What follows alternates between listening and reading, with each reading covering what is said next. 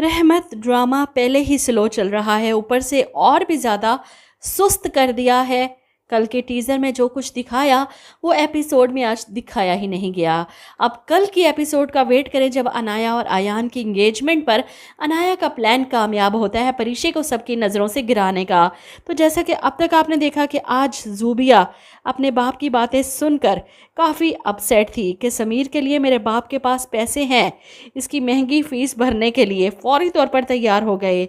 लेकिन हमें एक बार भी नहीं पूछा पूरी ज़िंदगी कि हमने कैसे पढ़ा, फ़ीस कहाँ से दी। और इस सिलसिले में जब अपने सेमेस्टर की फ़ीस इकट्ठी कर रही थी, अपनी माँ से भी मांगती है कि कोई बंदोबस्त नहीं हो रहा, फ़ीस के पैसे कम हैं, परीक्षी आप इसे मांग नहीं सकती। ऐसे में आलम साहब पहली बार ज़ूबिया से पूछते हैं, अगर पैसे चाहिए तो मैं दे देता हूँ। और इसी लम्हे ज़ूबिया साफ इनकार कर देती है, अपने बाप का एहसान नहीं लेना चाहती। लेकिन रुमैसा बेगम ये सब सुनने के बाद आलम को बुलाती हैं और इनसे पैसे मांगती हैं कि मुझे बहुत ज़रूरत है पैसों की। आलम साहब इनकार करते हैं कि मेरे पास पैसे कहाँ से आए, तुम्हें पता है कि हाथ कितना तंग चल रहा है। और इस बात पर रुमैसा वावेला मचा देती हैं कि अभी ज़ुबैदा के सामने तो बड़ी ऑफ़र कर रहे थे पैसों की, और अब मेरे लिए आपके पास पैसे नहीं। ये तो इंसाफ की बात नहीं हुई, एक के लिए पैसे हैं और दूसरे के लिए कुछ भी नहीं। जिस पर आलम साहब जवाब देते हैं, ये देख हाथ जोड़ा हूँ तेरे सामने, चुप हो जा, नहीं पूछ रहा मैं किसी से भी कुछ। ज़ूबिया से फ़ीस के बारे में पूछना आलम साहब को महंगा पड़ गया।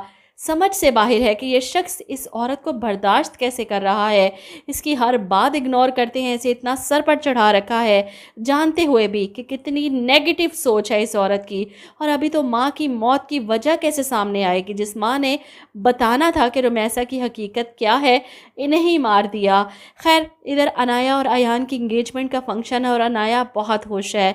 साफ पता चल रहा है कि अयान की ये मंगनी नहीं करना चाहता था, लेकिन अनाया के प्लान के मुताबिक ये सब कुछ चल रहा है। इसके बाद परीक्षे को ये लोग कोई बेहोशी की दवा मिलाकर पिलाते हैं जूस में या पानी में, जिससे परीक्षे की हालत ख़राब होती है और अनाया का प्लान कामयाब होगा, क्योंकि परीक्षे इस फंक्शन से उठकर साइड पर चली जाती है। इसका दिल घबरा रहा है, चक्कर आ रहे हैं, और वहीं अयान भी इसके पीछे पहुंच जाता है बात करने, इसकी तारीफ़ें करने कि तुम बहुत खूबसूरत लग रही हो आज। परीक्षे को बुरा लगता है, गुस्सा भी आता है अयान की इस बात पर। और वहीं अनाया की माँ भी मौजूद हैं, वो फ़ौरन आगे बढ़ती हैं और अयान से पूछती हैं कि अयान आपको कुछ चाहिए, जिस पर अयान इनकार करता है, कुछ नहीं आंटी, हम तो सिर्फ बातें कर रहे थे। लेकिन साफ पता चल रहा है अनाया की माँ किस कदर परेशान है इन दोनों की बातों से। अब अनाया ने ऐसा घटिया प्लान कर रखा है इन सब की नज़रों से परीक्षे को गिराना है, ख़ास तौर पर बारी की, ताकि बारी इसे छोड़ दे। अयान के साथ ये सारा ड्रामा करने का मकसद पूरा हो जाएगा अनाया का।